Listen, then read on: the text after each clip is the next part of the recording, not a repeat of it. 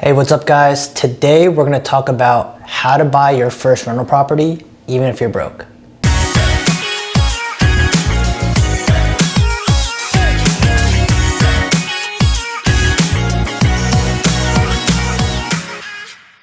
Hey, what's up guys? It's Tim Yu. Welcome back to the channel. So I talk a lot about how to find your first off-market deal on this channel. I teach you guys how to find off-market deals either wholesale or to keep them as buy and hold rentals. And I know a ton of people, when they're first trying to get started into real estate, especially if they don't have a lot of money, they automatically assume that they want to wholesale.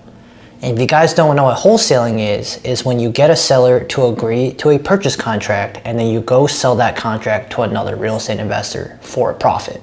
So an example, I get a seller to agree for a $100,000 purchase price, and then I go sell that contract to an investor that buys it for $110,000. I would keep that $10,000 profit for just selling them the contract, right? Selling them the paper. The problem with wholesaling is you are constantly in the hustle and you're constantly in the grind. Now, you can make a ton of money. I talk about this in my other videos on YouTube, but when you think about it, when you actively stop wholesaling, you actively do not have any more money coming, right? So once you get that first $10,000 check, what do you got to do? You got to go back out there and go find another seller. So instead of wholesaling, I'm going to teach you guys a simple real estate strategy that we've been doing for the last couple of years, where you're going to, one, make wholesale like assignment fees or checks in the very beginning. Two, build wealth by getting passive income through your rental portfolio. And three, getting a second payday down the road, just like if you were going to do a fix and flip. You can do this today with $10 to $100 in your pocket, and you'd be able to qualify to do what this strategy is. Also, if you're an experienced investor that have been in the game for a little bit, buying properties with loans, hard money, refinancing, stick to the end. I'm going to teach you a way that you can purchase properties without cash, credit, or any credentials. So let's get right into it. So you're probably wondering how people can buy these houses with no cash, no credit, or credentials. Because if you know the average person purchases property by borrowing money from a mortgage or from a bank, right? And that you have to put at least 20% down to qualify for that mortgage. Now that is a very traditional way of thinking. There's so many other ways to purchase a property without having the bank statements, having the W-2, or having tax returns, any of that, when you negotiate with the seller directly. So we talk about this a lot on this channel on how to purchase property on creative finance. And the best way to understand what creative finance is you are buying properties over time. You're paying the seller over time. So you can either seller finance the property, where the seller, the owner of the property, creates a mortgage and you pay that seller every single month until you essentially pay off the property, right? The second way is subject to, where you take over their pre-existing mortgage and you take over the payments and you buy it that way. And there's two different big differences and motivators for sellers to agree to this, where usually for a subject to seller, there's usually some pain associated to it, right? Someone that's been missing mortgage payments, someone that just has no equity, and if they sold it on the market, they would lose money. The other one is seller finance, where usually there's a gain or someone's looking to win, right? Either there's a purchase price that they're waiting to get, or they just don't want to pay taxes all up front, right? Because if you're paying them over time, you're spreading out that tax payment over time. So there's definitely a lot of opportunities out here. And in the next clip, I'm going to talk about where to find these sellers and how to. All right, so we're going to go through some properties on Zillow here and kind of figure out what would be a good opportunity. I do have a video where I talk about how to find off-market leads for free, and I'm going to post a link up right here so you guys can take a peek at it. But for the sake of the video, we're going to do it on Zillow. We're going to do for sale by owner, which is when sellers themselves are listing properties themselves and not listing with a real estate agent. It's my personal preference where I don't talk to the agent because I don't like playing that phone tag, and I like negotiating with the seller themselves, right? So let's take a look at some properties. This one, 140,000, 225,000. So let's take a look at this. This is a for sale by owner. Obviously there's no pictures here, but the one, it's been on 20 days, only 4 saves. So obviously doesn't look like there's a lot of action on this house. And depending on, I mean, there's only one photo here, which is crazy to me. And it's probably going to be great, right? And obviously it's listed for 225 and the estimate says it's about 190. So the seller probably wants way too much money for it. But remember, if they're going to agree to terms and get paid over time, we can make 225 work, honestly. It just depends on what they want to do. I click save on this one already because I think I'm going to have my acquisition manager call this. I think this is a great lead here. Don't steal my lead, guys. No, I'm just kidding. It's a free game. But if you look at this one right here, 274, there's been a price cut recently. It's been on the market for 30 days. Looks good, honestly. Don't know why they're selling it. 13 saves, so decent action here. It looks in decent condition, honestly. It looks a little dated, in my opinion. This could be a great terms deal, depending, right? We don't want properties that look brand new renovated. The reason why you don't want to talk to those sellers is because if they're recently renovated, it's probably an investor. They probably borrowed a ton of money to buy the property, to renovate it, and then the only way for them to get paid is if they actually sold the property, like straight up. So when it looks like an investor special, it's probably not the best opportunity for a lease option just because they probably won't accept terms, right? They want to get cashed out. But it's been on the market for a little bit, so this could be a potential deal where I'm gonna click save on this as well. So 140,000. It's actually lower than Z estimate. It's probably, I don't know what's going on here. Needs work, but absolutely move-in livable. Okay, so he's telling you that it needs work and it doesn't have any pictures. So it's probably why it's been sitting on the market for a while.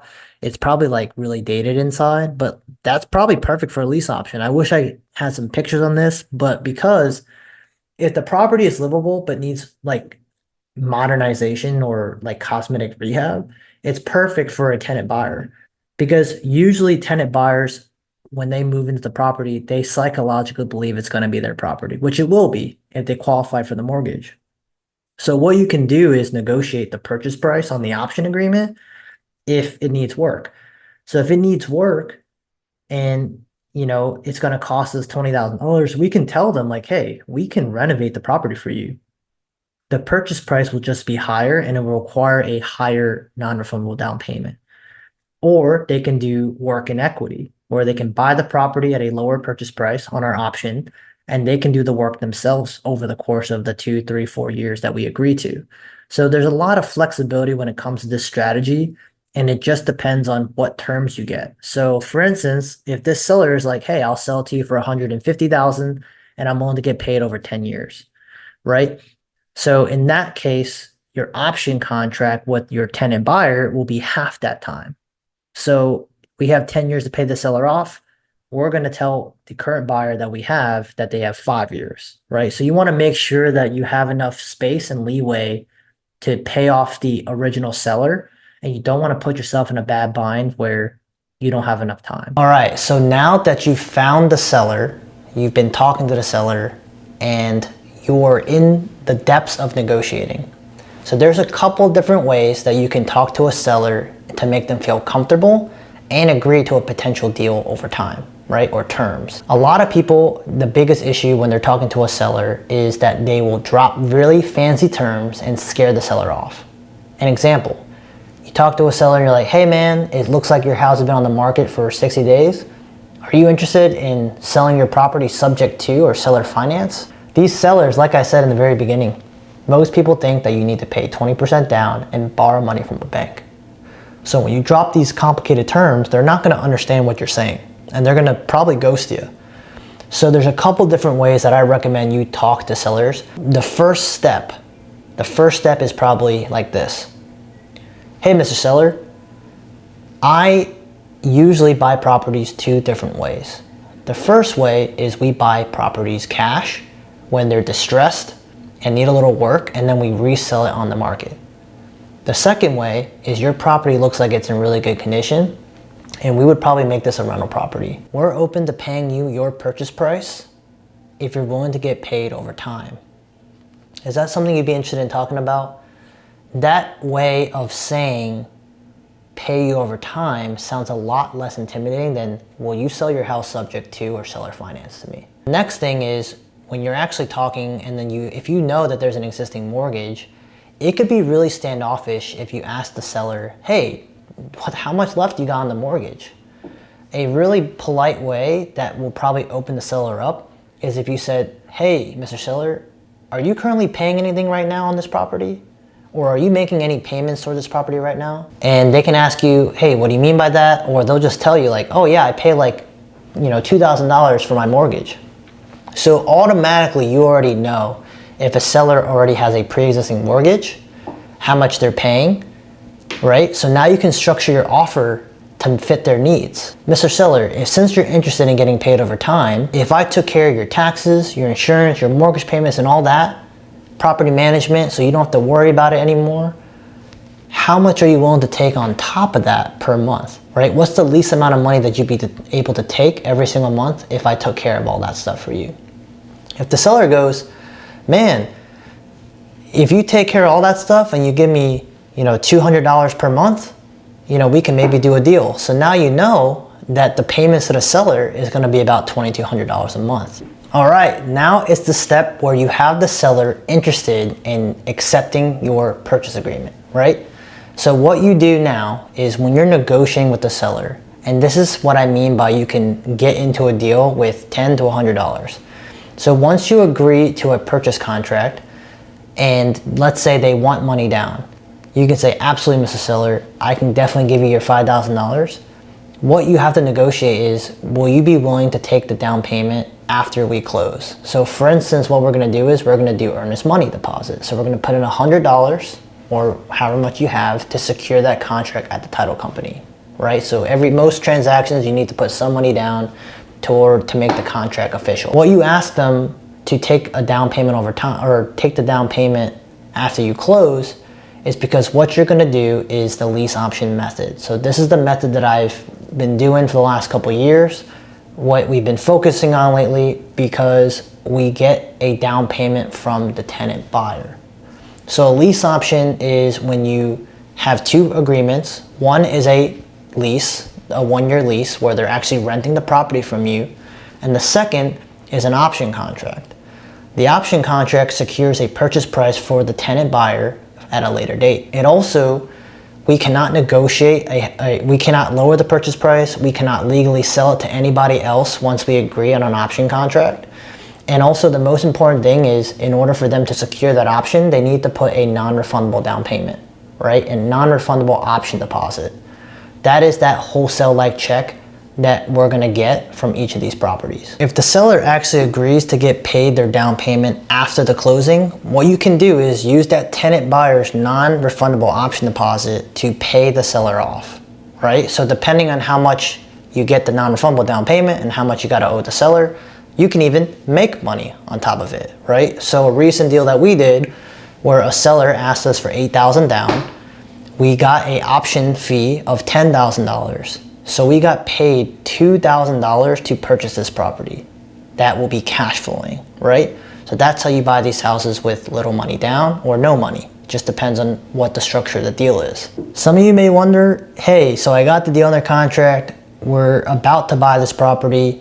How do I find people willing to do lease options or rent to own, right?